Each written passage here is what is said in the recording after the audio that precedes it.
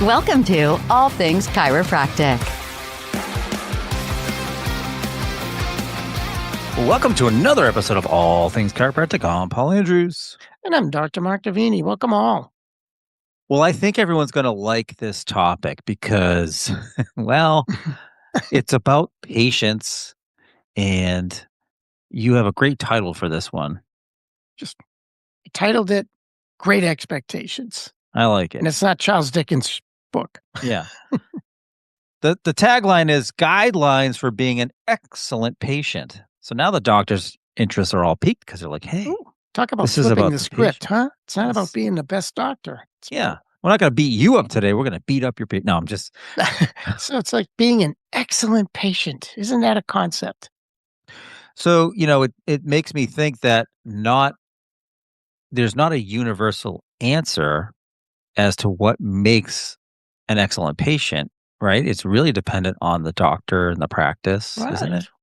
What's your goals?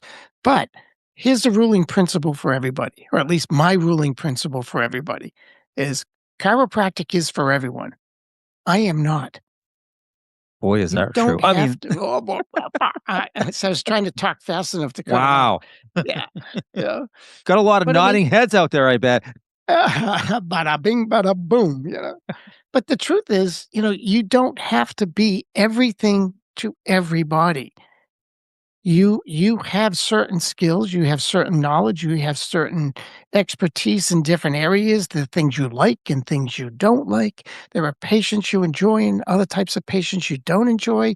You need to recognize and accept right up front that chiropractic is for everyone, but you don't have to be. There you go. So, but putting this into practice, or at least starting to, I would think that I'd visualize what is my excellent patient? What does that mean? Like, what are the parameters? Not just what conditions make them an excellent patient, but what attitude, what willingness to pay for my service, what coverage they might have, Yeah. how they Or interact with whatever. my There's staff. no wrong there. Everything you say. But what you have to accept up front is that I think most doctors live by the principle that the patient has to accept them as their doctor. In one way or another, behavior is guided by that. We do everything to accommodate the patient. We try and create a schedule that accommodates the patient. We try and do things and that's all necessary and important. But once the patient accepts you, they have to also understand that you have to accept them as a patient. When you create this perfect exchange between the two of you, when all of a sudden they might think, well, I want that doctor. Does that doctor want me? Because medicine does a great job of that, right? I mean, they do a great job of not necessarily saying, just because you came into the hospital doesn't mean you're going to get Dr. So-and-so. Everybody has their ideal situation, and you can't live by ideals. But when it comes to goal setting, which, Paul, you talk a lot about, how do you know what you're going to end up with if you haven't defined it? I think some of the trouble that doctors might have, and this actually would be a good exercise for the chiropractic assistants too, the front desk and the clinical, whoever. But I think some of the challenges that I would foresee that someone might have is that one, depending on where you are in your practice, meaning how long you've been in practice, you might say, or one might say, well, an excellent patient is one who comes in and pays. And leave it at that. That could be your criteria. As you get along in practice, that list grows. If you look on your schedule and as you go down the list and you come across that one patient and you just sink, you have to ask yourself, what is it about this patient that I am not looking forward to? What is it about this patient that makes me not want to be in that room with them? Because whatever that characteristic is something you don't want to perpetuate.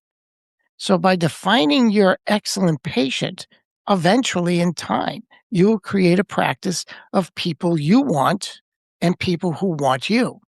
But when you have a practice that just you'll take anybody and everybody because they're a warm body and they can pay, burnout happens very, very quickly, very quickly. Well, if someone's having a hard time starting this process, maybe start with the reverse, as you said.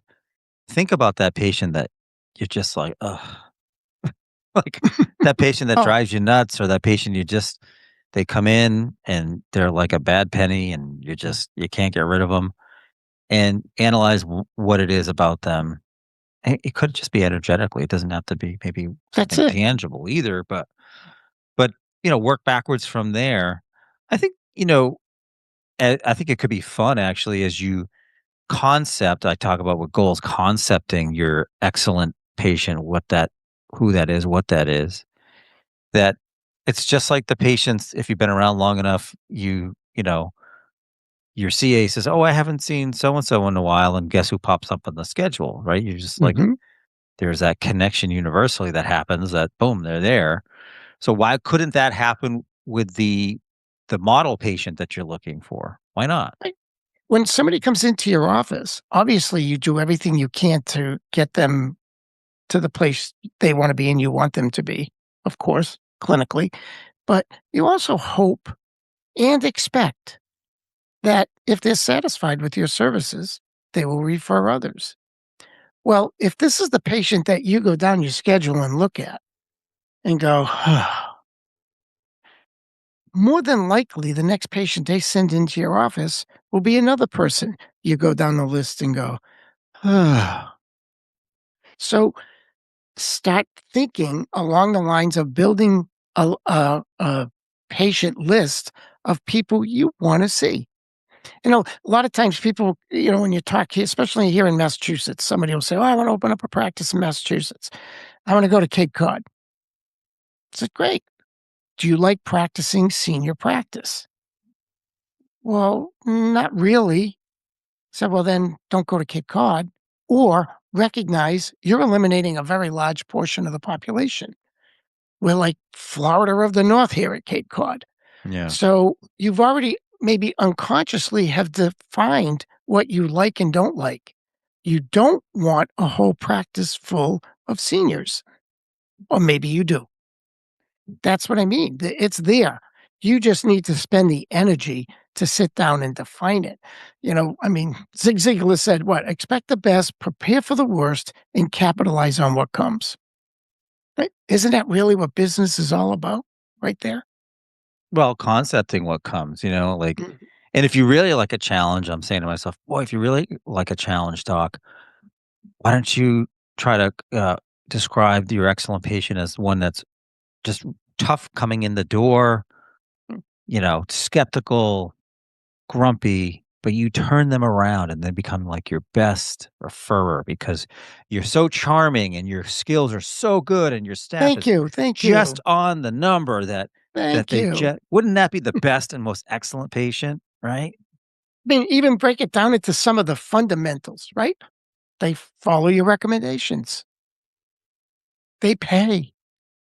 They refer others. They come in with a good attitude. They lift you up. They don't drag you down. They're inquisitive about chiropractic. I mean, you could come up with your own list. I literally on my re-exam, first re-exam in my patient care, handed them a sheet that said, "How to be a good patient." I gave them my expectations. By that point in How time, I was arrogant of you, hopefully doctor. My gosh. yeah, yeah, Who do you think you are? that's it. God's But by gift to that point in chiropractic time, over here, huh? I expect you to be a good patient. Because if you had a patient that you give them a 10 o'clock appointment time, for example, and they're continuously showing up at 2, at 1 in the morning, 9 o'clock, and they just wander in, and you keep taking that patient, and you accommodate that behavior. When they refer someone in, they're gonna go, "Hey, don't worry about the appointment. Just go whenever you can get there. They'll take you." Right? Now, maybe that's your protocol is you have an open Yeah. schedule kind of a thing, but I'm just using it as an example that whatever you allow will be what you get. It's that simple. whatever you allow will be what you get. So why not at least spend the effort to define what it is you want so that ends up being what you get? More and more and more of it. Well, it's funny because I think of it for myself, right? So I remember post the pandemic helping out a friend of mine who owns a salon. She couldn't find a massage therapist to save her life. And she was trying to get back into the business, right? Trying to get things back going. She had these monthly people. So I started working there. And in my mind, I'm like, "Ugh, this is going to be salon, spa, fluff and buff, boring massages that I'm going to have to give. And that's not really who I would like on my table. But wouldn't you know, doing that either consciously or unconsciously, I started developing a practice in my very part-time coverage up there. And I was fully booked with the people that were looking for care for health more than just now relaxation has a lot of benefits. So I'm not poo-pooing that, but I wanted someone that, on my table that I could help them with their troubles, so to speak, their musculoskeletal issues. And Well, I and ended up and with a they book they're like gonna that. refer others like it, And I never thought right? I didn't originally think that that was gonna happen, but as I dug into, building it back up with her for her, like, okay, that was pretty cool. And in a salon setting, in a spa setting, which you wouldn't necessarily expect to see that. So don't get I guess my point is don't get trapped doctors and staff into, well, we do wanna do, kids and youth and sports injury, but we do live in an area with a high concentration of geriatrics and seniors. It doesn't mean you can't. It just means it might be some more challenging, but they all have grandkids and grandnephews and, Yeah. in your So case, Mark, define great, it. great, great Yeah, grandnephews and yeah. You could be on Cape yeah, Cod yeah, and great, great, great, great, great, yeah. but you could be on Cape Cod and have the practice you want, but it won't happen if you don't define it. We did a podcast. Please look back and listen to Dr. Heidi Havoc, who's the PhD neurophysiology researcher who's a chiropractor, right, from New Zealand. Brilliant, brilliant woman. And aside from many, many things that she said, which I find fascinating, she talked about how they've actually been able to prove that when you're with a patient, the vibratory energy between the two of you becomes in sync. So if you have a patient that you love to be with, they're going to feel that. If you have a patient you don't love to be with, they're going to feel that. So, just from a pure business perspective, I would rather promote people who I like because they're gonna like me back and send me more patients like that, as opposed to promoting those people who get the sense that I don't like them or wanna treat them and leave me and walk away and go, "No, don't go there, he doesn't care." This is real business here. This is the heart of building a practice, is to connect with your patients, and to connect with them, you have to be able to define who they are in your mind.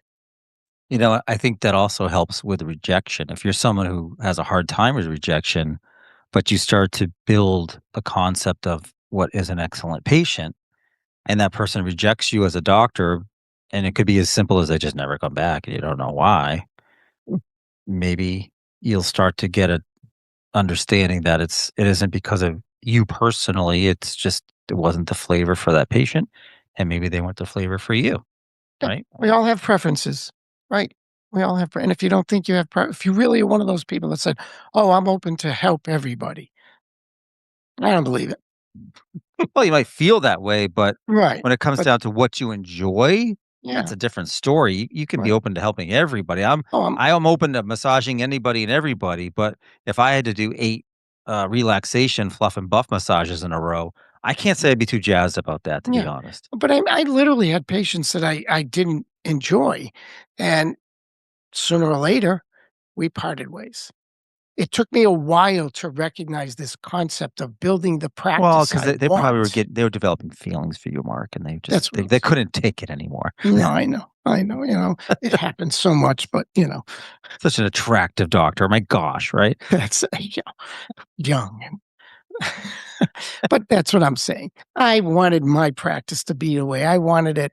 Patients wanted to be have their doctor to be they wanted it. I never tried to give them something I didn't do. I've said this more than once. I was not a good kinesiologist. I didn't do well with that particular technique, so I never tried to fake it. If somebody really wanted that, that was not on my list. My list didn't have someone who preferred kinesiology as their technique. So if that's the way it was, I referred them to a good friend who was great at kinesiology. And the patient was happy with me because I was being honest. The patient was happy with their care because they got what they wanted. And the other guy would refer someone back to me in the future that wanted a technique that they didn't do. It's I think all I just think it looking at an AK doctor, it's probably a good slice of what we're talking about because that's a very specific, right, mhm, yeah, approach to chiropractic, and you have patients that I think either love it or don't understand it, like, right. and maybe they don't understand it, but they still love it. But it's a very specific type of service being delivered. And I think that fits the mold of exactly what we're talking about, that they are concepting those type of patients just by the technique that they're applying. Oh, yeah. The technique pretty much defines their practice. And we're saying that should be true with you too. There should be some clinical identity that you have that patients can identify with. But also, there should be this criteria you have in your soul that says, these are the kind of people I will resonate with, which means I can help them the most. And there's what did I say? There's a seat for every ass. Well, Wow, but a bum. um, you know, and that's the truth. There's somebody for everybody. It just All right. doesn't have to be you. So here's an interesting thought. Through your years of practice, when do you think you developed your clinical identity? Was it right out of school? To me, it doesn't, especially in today's world, it doesn't seem like that Yeah. would happen. I honestly, I think I had the rough framework of who I was right away. I always wanted to be a competent clinician as far as You keep working at it, buddy. I keep working at it. Mhm. Yeah, I did. I wanted to be competent in not just my clinical skills, which I felt I was a very good adjuster. Actually, I was a great adjuster. Of course you Okay. did. Yeah. I was, but I wanted to be confident in my clinical skills, but also my clinical knowledge. And so, yeah, I only went in that direction. And guess what kind of patients I got? Take a Well, wild guess what kind of yeah. patients I had in my practice. People who liked that. But, sometimes the universe will challenge you, right? And maybe give you patients who aren't like that. And maybe that's because the universe wants you to work on that skill of maybe molding them or being able to reject them if it's not, Oh, right? absolutely. We talked about this with personality types when you had that driver type of personality type, which clashes with a lot of how I ran my practice. What are you trying to say, buddy? I was kidding. Ah, you're not a driver. But the challenge was to see if we can turn them over because if you converted a driver patient into accepting and liking the way you were, they were the best patients. So sometimes, yeah, outward appearances are no, this is not it. This is not for me. This person's not for me. I'm not saying you reject everybody right off the bat. You give everybody a chance to become one of your patients the way you like it. Bill Murray said, whatever you do, give it 100%, unless you're donating blood. Good point. And that's the same thing. Give them 100% up front and give them the chance to give your excellent patient. So, what sage advice, as a seasoned doctor, would you give these freshman chiropractors that just coming out of school? They're only one or a couple years in practice, and they haven't really found their clinical identity yet, per se. Right. They might have to start with some very broad strokes. I think we mentioned it early. So the patient comes in and the broad strokes. I want them to have a spinal related problem that they will come in for and keep their appointments, pay whatever their share is, and refer others. And that's kind of like the old Parker thing, right? Yeah. Stay, pay, and refer others. So you start out with the broad, and then as time goes on, you will filter it down more and more. All of a sudden, you go, "Oh, geez, I really don't like treating people who are very, very, very degenerated because I feel like I want to be able to do more for them than just maintain a symptom." Though there are many people that love that, or, "Geez, I really like kids," or "Geez, I really don't like having kids." I mean, whatever it is, time will reveal itself to you, but the basics kinda stand out in the beginning. I Mm. want 'em to come in, stay, get well, pay, and refer others. Do you think there's some benefit to once you, as a doctor, the clinician, you have, let's say, done this, you've put it in writing. I think putting it in the physical space is important. But let's say you outline, your wish list of what an excellent patient is. Should they share that with their CAs at the front desk? Because I Oh, imagine it was they might I have trained different on it. opinions, right? Well, that it was always it's in a obviously, it is a discussion with your staff, okay? And they should understand what your expectations are. Patients, like I said, I handed this out to patients on their re-exam. They got how to be an excellent patient, how to be a good patient. They don't have to be excellent. They can just be good. Okay. How to be an excellent patient. Um, and that was the party line. That was what we said to our patient. That was our platform. In the world of politics, you say, "What's your platform?" This is my platform. So if a CA didn't agree with it, I can pretty much guarantee you one way or another that CA was not gonna be working for me. Because Yes, truly, right. in my practice, it's my practice. I didn't work for anybody except my patients. And for me to do the best I could with my patients meant I had to be happy and healthy myself. So if you're a patient that doesn't make me happy, then I'm not going to make you healthy. Find someone else. You have to be able to be discerning, and you have to be able to let them walk away. I get this all the time in report of findings. You make your recommendations. I don't care what they are. You say, "I wanna see you twice a week for 6 weeks," whatever, right? And then they start with the "let's make a deal." Yeah, And they start, "Well, I can't come in twice a week. That's too expensive," or whatever. "How about if I come in once a week and try it?" Getting back to your young doctor, their answer is going to be "sure." right. Right? My answer was, "No." I didn't recommend twice a week because I just needed a car payment. I recommended twice a week becau well, maybe I d no, I Right. recommended twice a week because you needed it. So, if I compromised on that, all that did was tell them I didn't really have any conviction to my twice a week recommendation. Where a young doctor might say, "All right, let's give it a try. Let's see." Patient comes in because they're not following your recommendations. They don't get well or they don't get as well as they're supposed to. They leave you. They don't maybe even have a balance. They don't even pay that. They don't refer other people and they're just bad mouthing you. So, what's the ultimate goal in you compromising who and what you are and what you believe as a clinician? Nothing. 0. There's no plus. No plus to it at all.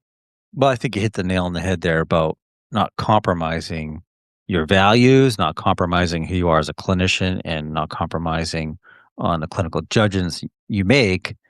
And certainly, we all understand that patients have challenges of their own, whether it's transportation or financial, personal, whatever. But they're in your office, right? So it's not up to you to overcome all their challenges. It's just to present the information, and they're either going to say yes or they're going to say no, or maybe they'll say yes and not follow through, and then you'll have to deal with the discharge aspect of it. So Right. I'd rather they walk out there and say he never treated me because I wouldn't accept his recommendation rather than I tried it. It didn't work. I'm done with that. And too many people compromise on so many different levels. And one of them that you should never compromise on is what makes you happy. Gotta be in this for the long run. there's no exit strategy in chiropractic Mhm. other than work to the day you stop working, and hopefully That that will be used to be the enough. goal of chiropractors, wasn't it? To drop dead on your last patient, Exactly. basically, wasn't it? Exactly. I mean, there Bada have been boom, chiropractors that have done at a that. later age, of course. Well, yeah, I mean, after a long, fruitful, and wonderful career, Right. the first patient you ever adjusted was your last patient, and, they said Yeah. goodbye to you. But Exactly, that's not exactly, quite and that's what what I'm today is saying is, like. it's a strong way of kinda saying, you don't have to be for everybody. You should have a criteria of what makes you happy, and if you're happy, you're making your patients healthier, and if they're healthier and you're happy and they're happy, the business builds. But don't keep diverting your success by taking anything and everything, even when you know you don't want to. But I have to tell you that in the billing company, when, the first few years, any business you build, it's just hard, right? You don't pay yourself, you're just putting everything into your company. And I remember the few clients from the billing side that didn't stay. And I knew when I took them on I shouldn't have, but I Mhm. did. Sometimes they were trying to convince me, sometimes I convinced myself. I could just tell it wasn't a good fit, but again, that financial, burden made me compromise my gut feeling, and it's hard, but I can tell you that my gut wasn't wrong any of those times. There was only a And, few. they didn't pay you, so how much money did you actually Yeah. make with them? It cost you money because you put the time in and never got paid. So Well, some you'll of them get they better at paid, this too. it's just not it just didn't work out in the end. The expectations Right. weren't there, and I could just tell, a lot of times it's personality. So, but you learn those lessons, right? You get kicked in the stomach, as I say in business, and then you learn your lesson, and then you don't compromise down the road, and saying no sometimes makes them want you more, and then you gotta Right. really stand on your principles. Well, we talk about this a lot, this concept of exchange, and that means that they get equal to what you give, and you get equal to what they give, and that makes the best doctor-patient relationship for sure. So, if you're out of exchange, then it forces the patient to justify things like not paying you or not showing and not being made to feel guilty or whatever, so they find fault with you. Yeah, that's like the default So human so nature thing, yeah, right? so Yeah. from a pure business perspective, this is what makes sense. Know what you want, know what they want, and decide if you're willing to give them what they want, and if it isn't, refer them to someone who will, and if it's something you're willing to give, then do it to the best of your ability. Easy as that, and Yeah. business will always be there. And try not to fall in the trap of being because of stressors in your life, whether they're money or time, energy, that your decision of what is a great patient is really just a unilateral decision versus a complex, profound, really characteristics that you want to outline, as we said at the top. You want to outline that because then you really are write it down and you really are concepting those people to come in your door. That's kinda it. We just talked for half an hour, and that was the whole thing right there. If only we just said that in the beginning, we Said wouldn't have that, we wasted could've been everyone's done to time. yeah, we're good, establish clear rules and expectations and don't be surprised when they happen. Yeah, right? Great Well, expectations. all of our listeners are excellent listeners, so we appreciate you listening to us, and That's it, yeah, for sure. yeah, You don't know this, but we've concepted you. yeah, Yeah, we're simpatico here, we got it. yeah, yeah. Okay. Okay. On that note, thank you again for joining us for another episode of All Things Chiropractic. I'm Paul Andrews. I'm Dr. Mark Davini. Thank you. Thanks for listening to All Things Chiropractic. We'd love to hear from you. Visit allthingschiropractic.com with comments, episode ideas, or questions. Or connect with us on Facebook and Instagram at All Things Chiropractic Podcast. Be sure to join Dr. Mark Davini and Paul Andrews next time for another episode of All Things Chiropractic.